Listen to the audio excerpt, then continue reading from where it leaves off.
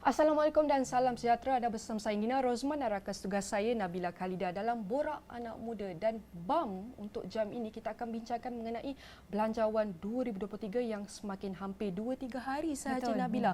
Dan kita nak bincangkan bagaimanakah pemahaman Belanjawan 2023 ni untuk rakyat, terutama dalam kalangan anak muda. Kalau kita nak bercakap mengenai bajet ataupun bajet yang cukup bijak atau mengambil kira cabaran ekonomi dan kesan sosial ke atas masyarakat agar kita dapat menyediakan iaitu sesuatu asas yang utuh dan mewujudkan masyarakat yang kuat dan mempunyai daya tahan yang sebenarnya kita panggil kukuh. Namun tidak semua yang memberi perhatian terhadap bajet ataupun belanjawan yang diadakan setiap tahun ini, dan kita nak pastikan bagaimanakah belanjawan dan bajet yang diadakan setiap tahun ini dan akan dibentangkan tidak lama lagi iaitu pada hari Jumaat. Kita nak pastikan bagaimana kita dapat menerapkan keseimbangan dalam peruntukan ini terhadap perbelanjaan pemerintah agar ia dapat memenuhi keperluan-keperluan penting negara. Namun seperti yang saya katakan tadi, tidak semua yang beri perhatian sepenuhnya, terutama anak muda, kerana mereka berfikirkan belanjawan ini tiada kepentingan untuk mereka, dan mereka juga beranggapan bahawa ini adalah hanya gulu-gulu politik dan mereka tidak perlu masuk campur. Ini bermakna mereka tidak mempunyai enough knowledge mengenai perkara ini. Dan sekarang ini kita akan bawakan tetamu kita dalam studio kali ini untuk kita bincangkan apa yang patut kita, apa yang kita tak tahu lagi sebenarnya mengenai belanjawan ini dan apa yang perlu kita tahu untuk masa ini. Jadi sudah bersedia dalam studio bersama kami pada petang ini ialah Profesor Madya Dr. Muhammad Mursyid Arsyad yang merupakan pensyarah pembangunan. Beliau Fakulti Pengajian Pendidikan dan Pengetua Kosta CPM. Selamat datang. Ya, terima kasih. Terima kasih sudi bersama kami pada jam ini, Doktor. Mungkin boleh kita mulakan soalan kita, Nina. Betul. Sebab kita tahu hari itu kerajaan dah umumkan 3 pillars utama yang dia akan kita ketengahkan dalam belanjawan kali ini, iaitu kos sara hidup, subsidi bersasar dan bagaimana untuk kita kurangkan hutang ataupun beban negara. Jadi mungkin boleh kongsikan apa pentingnya 3 pilar ini terutama kepada anak muda dan juga rakyat di Malaysia melalui Belanjawan 2023. Silakan. Okey, terima kasih kepada Nabila dan juga Nina serta Borak Anak Muda, satu program yang menarik kerana bila ada program begini bermakna kita boleh cakna kepada isu-isu semasa, terutamanya bagaimana kita menengahkan suara belia. Penting untuk kita lihat dalam konteks belanjawan seperti 3 pillars asas teras kepada belanjawan kali ini, iaitu pentingnya untuk kita melihat semula kepada struktur ekonomi yang lebih mampan. Kerana kalau kita lihat dalam konteks ekonomi, sebenarnya dia mempengaruhi secara langsung kepada sosial. Aspek sosial juga perlu dilihat dan turut melibatkan anak muda, kerana anak muda ini merupakan komponen penting dalam komposisi masyarakat kita. Dan kalau kita lihat dalam konteks fokus kepada belanjawan kali ini, bagaimana kita nak lebih untuk menyelahkan lagi potensi generasi muda, terutamanya mereka untuk terlibat dalam sektor ekonomi dan pada masa sama juga untuk mengatasi masalah kesenjangan. Kesenjangan masuk di sini adalah jurang ataupun orang kata ruang yang ada boleh diisi untuk memastikan supaya generasi muda kita ni dapat digunakan sepenuhnya kapasiti dan kemampuan mereka. Jadi bila kita lihat dalam konteks belanjawan ni, saya nampak 3 benda jugalah perlu diteraskan kepada golongan belia. Pertama, bagaimana kita nak memastikan bahawa pewujudan peluang pekerjaan baru kepada generasi muda itu penting. Kalau tak ada pekerjaan, bermakna di sini akan memberikan kesan implikasi yang sangat besar terutamanya dari segi ekonomi dan sebagainya. Dan yang kedua, kita lihat dari segi konteks peningkatan kemahiran dan juga kemampuan anak muda kita. Itu penting. Kerana generasi muda kita ni sebenarnya berkemahiran. Mereka memiliki pengetahuan kerana mereka lepasan daripada ijazah, universiti, awam swasta, kolej komuniti dan sebagainya. Tetapi bagaimana kita mengambeling sepenuhnya daya sumber manusia, setiap peluang yang betul, ada, memanfaatkan kemahiran dan kemampuan yang mereka miliki. Dan yang ketiga, saya nampak mungkin dari segi konteks untuk memperkasakan lagi lah keterlibatan golongan belia dalam aspek keusahawanan ini. Kita tak dapat nafikan usahawan, aspek keusahawanan ini penting dan kita orang sebut segi ekonomi dan sebagainya. Jadi memang kita lihat anak muda cenderung untuk pada hari ini terlibat dalam sektor gig. Jadi bagaimana kerajaan boleh membantu untuk memberikan lagi peluang kepada generasi muda untuk meningkatkan kapasiti mereka, pada masa sama juga perniagaan ini dapat ditingkatkan, akhirnya akan dapat menjana pendapatan diri dan juga menjana ekonomi negara. Betul. Kalau kita lihat antara 3 yang doktor cakap tadi adalah bercakap mengenai peluang pekerjaan, itu kemahiran student, dan kalau yang ketiga tu juga kita bercakap mengenai pendidikan mereka, apa yang boleh disediakan. Namun kalau kita lihat belanjawan kali ini difokus kepada kos sara hidup, subsidi bersasar dan kurangkan hutan. Dan perkara ini tidak menarik minat anak muda pun. Tapi kenapa kita nak bagi tapi mungkin golongan anak muda yang tengah susah, miskin bandar yang mungkin akan ambil tahu tentang usaha ataupun inisiatif yang akan dibentangkan dalam belanjawan 2023. Namun macam mana kita doktor setuju ke dengan 3 aspek ini ataupun kita perlu beri fokus aspek-aspek lain untuk bantu mereka bagaimana? Sebenarnya Nina, satu perkara yang baik untuk kita kaitkan dengan keperluan belia, kerana kita di UPM, Pasukan Belia UPM, kita menjalankan tinjauan untuk melihat apakah sebenarnya yang anak muda inginkan, aspirasi anak muda. Dan semestinya pilihan pertama 82% menyatakan mereka inginkan kos sara hidup yang seimbang, dan juga mungkin dari segi konteks yang sama. Yang kedua, faktor pekerjaan. Jadi mereka inginkan peluang pekerjaan yang dibuka secara menyeluruh dan sebaik-baiknya kepada generasi muda.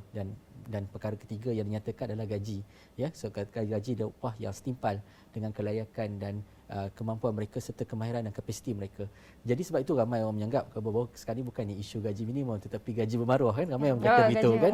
So, sebenarnya benda itu adalah aspirasi anak muda. Mereka inginkan bahawa supaya bila ada satu landasan platform ekonomi yang jelas, bermakna di sini generasi muda juga dapat mereka gunakan sebaik-baiknya untuk menjana pendapatan sendiri, dan pada masa sama mereka rasakan ia setimpal dengan kelayakan dan juga kemahiran yang mereka miliki hasil daripada peluang mereka menduduki pendidikan tinggi di Malaysia ataupun baik di dalam dan luar negara. Itu perkara penting yang dilihat oleh generasi muda.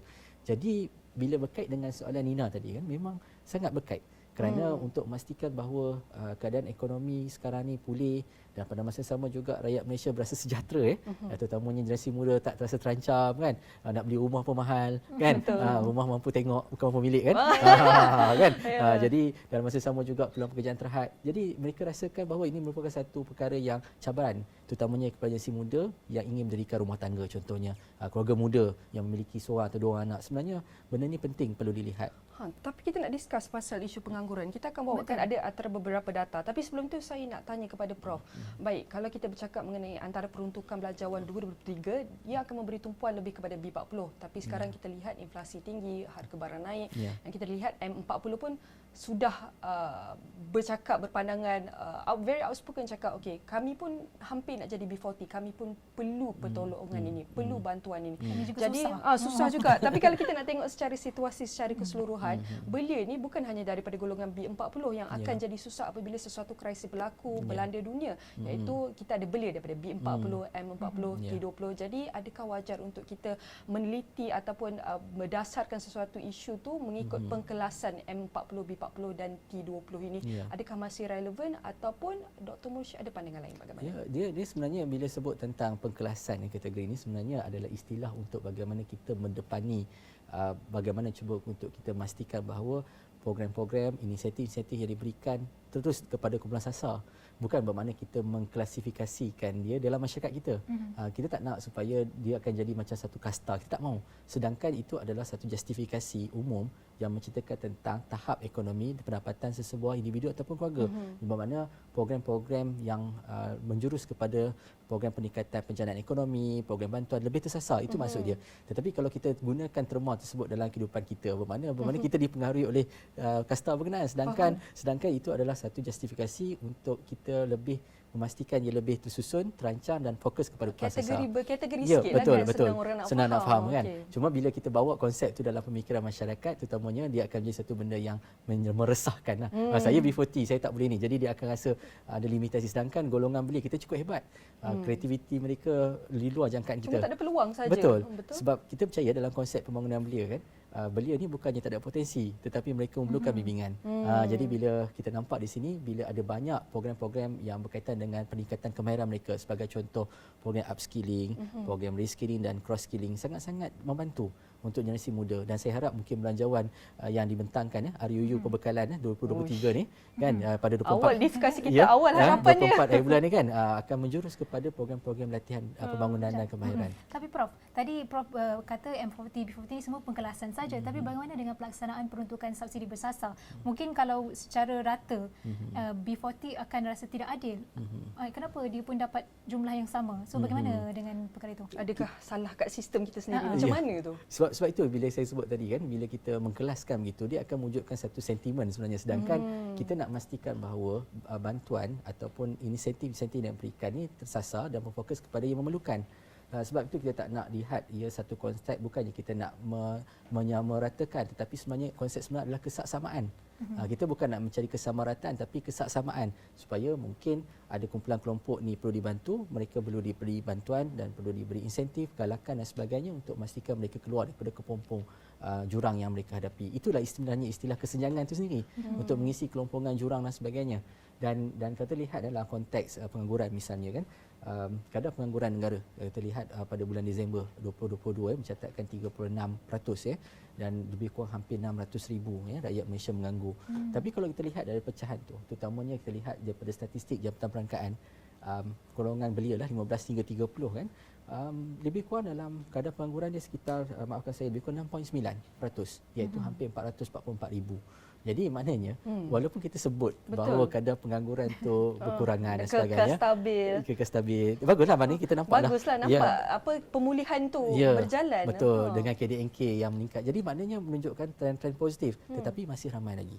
Okey, golongan belia terutamanya yang masih lagi menganggur, yang perlu diberi perhatian oleh kerajaan. Itu yang Pak kata Menteri Ekonomi mengatakan, Rafizi Ramli mengatakan bahawa angka KDNK ni bukan sahaja angka positif tapi perlu diterjemahkan kepada kesejahteraan rakyat. Banyak lagi sebenarnya kita nak sembangkan, Doktor, tapi Borak Anak Muda akan berhenti rehat seketika. Kita kembali selepas ini.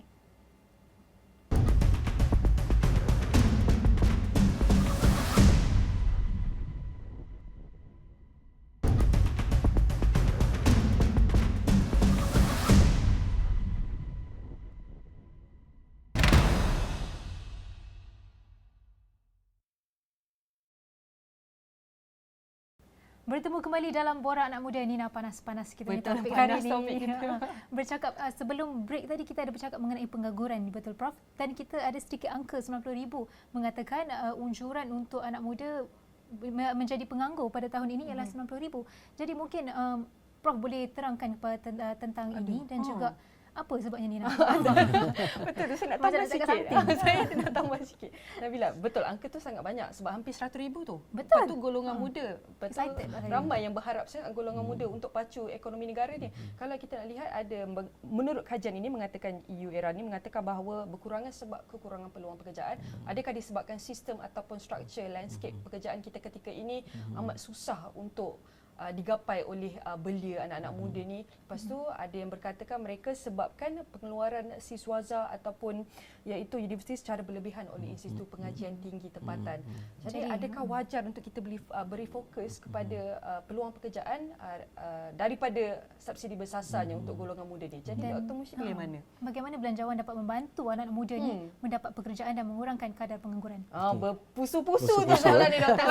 Tak sabar. Sebenarnya saya nampak ia merupakan satu cabaran kepada kita, terutamanya kepada policy makers, kepada hala tuju negara dan juga tindakan yang perlu dilakukan selepas ini. Kerana angka unjuran yang dicadangkan oleh EU ERA tadi 90,000 dijangkakan pengangguran tersebut meningkat, sebenarnya merupakan satu perkara perlu dilihat secara serius. Dan bagaimana belanjawan ini boleh membantu untuk kita sama-sama melihat apakah mekanisme yang sesuai untuk memastikan anak muda kita ni dapat menjana pendapatan sendiri selain daripada mereka hanya sekadar makan gaji ataupun memperoleh peluang pekerjaan.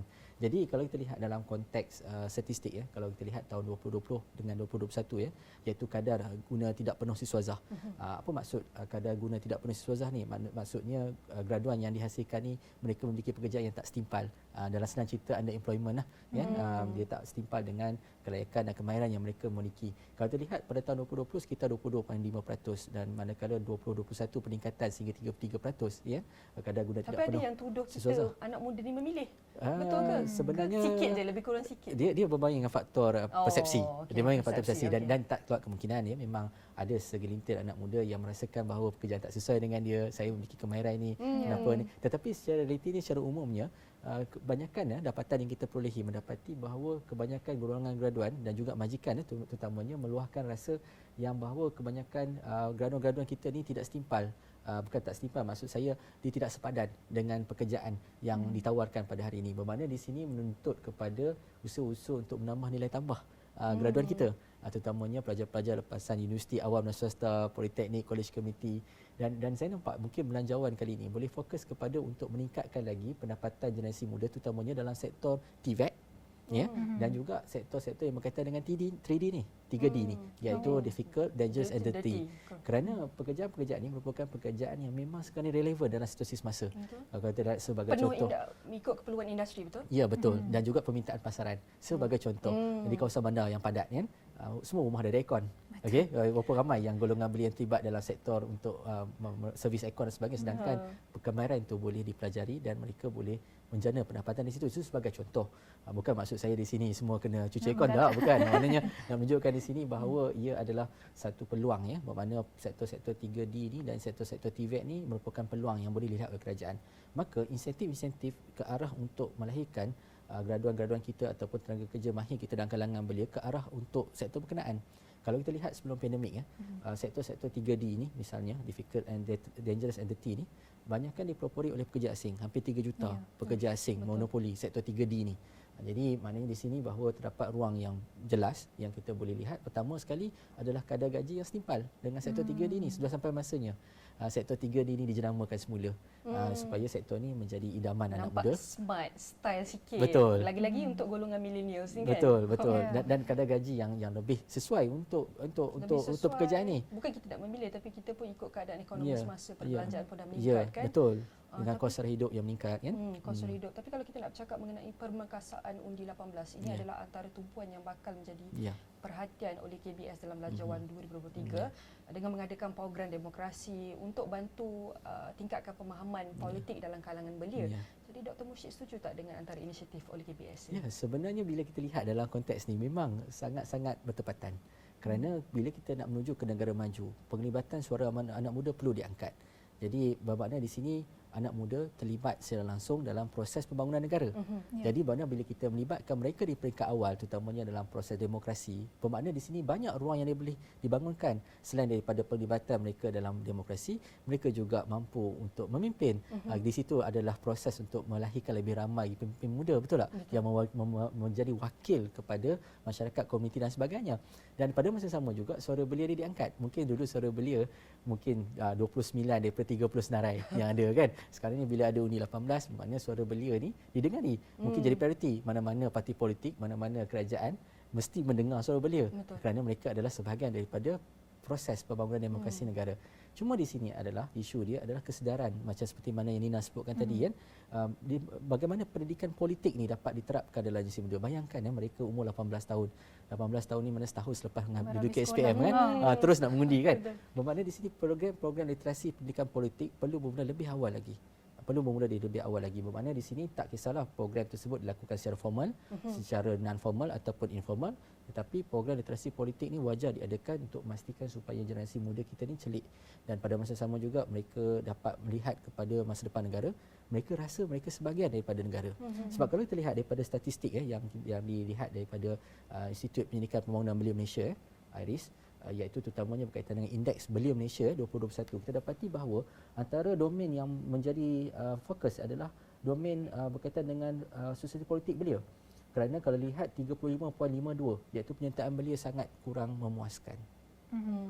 Bukannya isu tak memuaskan, memang sangat kurang memuaskan. Bayangkan 35.52 angka tu. Jadi menunjukkan yang bahawa generasi muda ni bukannya setakat nak bincang pasal politik, nak cakap pasal politik pun malu. Minat tu tak diterapkan dari awal. Ya, jadi kita perlu ubah naratif berkenaan. Kerana pelibatan belia dalam demokrasi bukan sekadar pilihan raya, tetapi pelibatan golongan belia sebenarnya adalah partisipasi untuk membangunkan negara. Tapi Nabila, kita doktor tak senang nak buat bajet every year ni, betul tak? Betul. Kita tahu anak muda ni peneraju ataupun pembangun negara kita. Jadi mungkin dari segi cabaran untuk mengadakan merangka polisi untuk anak-anak muda ni, peruntukan buat anak-anak muda ni. Mungkin apa dari segi cabaran ataupun side risk? Apa yang kerajaan ataupun agensi perlu ambil kira apabila you nak create the right amount of budget every year, and it's not easy, a few months only. So bagaimana, doktor? Penting pertama sekali kita melihat kumpulan sasar kita. Kerana pertama sekali bila daripada analisis situasi yang kita lakukan, kita tahu apakah keperluan yang perlu dilakukan dan apa sebenarnya yang perlu kita lakukan untuk generasi muda. Kerana kita perlu lihat bahawa generasi muda ni kita sangat-sangat memiliki talented. Mereka ni ada kemahiran kerana mereka ni lahir daripada komposisi milenial lah, seperti mana yang Nina nyatakan tadi. Semua ada, sekolah pun ada agak sukar, even di pedalaman pun banyak insentif-insentif diberikan, dan of course lah kita tak nampak lah benda tu perfect di kawasan sana, tetapi usaha ke arah penambahbaikan sistem pendidikan tu berlaku. Jadi kita nampak lihat bahawa generasi muda kita ni memang sebenarnya mereka memiliki aset dalaman yang dari segi pengetahuan, kemahiran, tetapi dalam masa sama juga dalam konteks pembangunan untuk merangka polisi dan juga belanjawan yang besar ni, terutamanya generasi muda, perlu melihat kepada apa hala tuju kita selepas ini. Yang paling penting adalah generasi muda nak survive. Mereka inginkan peluang pekerjaan, mereka inginkan kadar gaji upah yang setimpal, mereka inginkan kehidupan, inginkan membeli rumah dan sebagainya. Jadi kalau benda itu tidak dapat diatasi di peringkat awal, asas itu di situ, keperluan asasnya, kalau kita lihat dalam teori hierarki Maslow pun, yang paling rendah yang keperluan asas kan, kalau tak dipenuhi bermakna mungkinan besar, cabaran besar pada kita untuk memastikan kesejahteraan komuniti. Jadi penting untuk kita lihat dalam konteks belanjawan ni, apa sebenarnya yang perlu kita bantu adalah dari segi bagaimana golongan boleh nak survive untuk mendepani cabaran yang datang. Jadi antara kesemua kita nak tanya sedikit pendapat mengenai Dr. Mursyid. Antara mereka ada beri pembahagian, apa boleh beri fokus kepada kesihatan, pendidikan, iaitu ekonomi. Tapi antara dah beri 3 ni, jadi tak mudah untuk mendapat bantuan sebenarnya. Apakah harapan Dr. Mursyid untuk belanjawan 2023 ni agar kerajaan dapat menyediakan, memperuntukkan bajet yang sesuai dan mengikuti keadaan semasa, dan kita nak pastikan bagaimana masyarakat ni, rakyat ni, anak-anak muda ni boleh capai peluang setiap ada gambar. Bagaimana nak menarik minat anak muda ni tentang belanjawan dan juga literasi politik. Macam mana nak menarik minat diorang ni supaya mereka menambahkan info tentang benda-benda yang penting untuk mereka sendiri. So dia tertolak berbalik kepada kemampuan mereka untuk survive. Itu penting. Dan mungkin ramai yang berkenaan bahawa tambahlah lagi bantuan tunai kepada kami, e-dompet dan sebagainya kan. Sebab penting untuk kami survive. Ya betul, itu dalam konteks untuk jangka pendek, tapi untuk jangka panjang, berbanding sini saya berbalik kepada untuk latihan dan pembangunan. Itu penting. Bermakna bagaimana kita menyediakan peruntukan untuk memastikan anak muda ni lebih berkemahiran. Masa saya tadilah perlu ada perbanyakkan program-program upskilling, reskilling dan cross skilling supaya anak muda kita dapat mampu berdaya tahan untuk jangka masa yang panjang. Dan pada masa sama juga mereka berasakan bahawa mereka sebahagian daripada negara kita. Mereka akan contribute. Tak adalah kita lihat tenaga pakar kita mengalir keluar. Kan, belajar pandai-pandai. Kita nak perkasakan industri skill trainer tempatan kita. Dan pada masa sama juga dia akan meningkatkan kadar gaji dan upah kerana ia akan berlaku secara profesional. Lagi orang semangat. Lagi semangat nak kerja kan. Senimpalah dengan kos sara hidup. Jadi kita tak nak juga tenaga pakar kita mengalir keluar. Kita tak nak brain drain terlalu banyak kan. Jadi yang penting kita nak pastikan yang bahawa golongan muda rasa gembira, sejahtera tinggal di negara kita. Mereka dapat menjalankan hidup mereka seperti biasa dan mereka dapat rasakan dia bukan satu ancaman lagi. Itulah antara harapan dia. Antara saya suka apa yang Prof cakap tadi, sebenarnya program macam pemerkasaan undi 18 atau program-program untuk menarik minat mereka sebenarnya boleh untuk buat tahap awal. Cuma perlu ada tak kisahlah formal atau informal, perlu diterapkan pada umur yang awal, peringkat awal. Jadi bagaimana Prof, harapan Prof untuk belanjawan 2023 ni terutama untuk anak-anak muda? Yang paling penting sekali adalah jangan lupa untuk pemerkasaan generasi muda kepada golongan rentan, iaitu OKU dan juga beliau orang yang tinggal luar bandar, terutamanya orang asli. Penting untuk dilihat kerana mereka juga adalah sebahagian daripada aset negara. Itu perlu dilihat. Yang kedua dari segi aspek pendidikan, maknanya pendidikan yang berkualiti, baik pendidikan tersebut meliputi pendidikan peringkat menengah dan juga peringkat tertiary, baik universiti awal, swasta, kolej komuniti dan sebagainya. Kerana kita nak melihat bahawa ada sinergi untuk memperkasakan kemahiran anak muda kita, bukan sekadar pengetahuan yang mereka miliki, tetapi bagaimana mereka mengadaptasikan kemahiran tambahan untuk mereka mendepani cabaran yang mendatang ni. Itulah antara harapan Prof Mursyid untuk belanjawan 2023 yang akan datang. Sudah tentu belanjawan 2023 ni bukan adalah solusi akhir kepada semua permasalahan kita, dan kita perlu sentiasa komited untuk kita memperkasakan golongan muda ini untuk bantu mereka agar mereka dapat membantu pacu pertumbuhan ekonomi negara. Dan semua perkongsian ini akan kami kongsikan dan rangkumkan dalam astrawani.com dan semua platform digital Astro Awani. Dan sekali lagi saya mengucapkan terima kasih kepada tetamu kita kerana perkongsian yang mendalam tadi tentang belia dan juga belanjawan 2023, iaitu Profesor Madya Dr. Muhammad Mursyid Arsyad, merupakan pensyarah pembangunan belia Fakulti Pengajian Pendidikan dan Pengetua Kosas SPM. Terima kasih sekali lagi. Terima kasih kerana sudi menjemput. Sekian saja Borak Anak Muda pada kali ini. Saya Nina Rozman. Saya Nabilah Khalida. Salam hormat.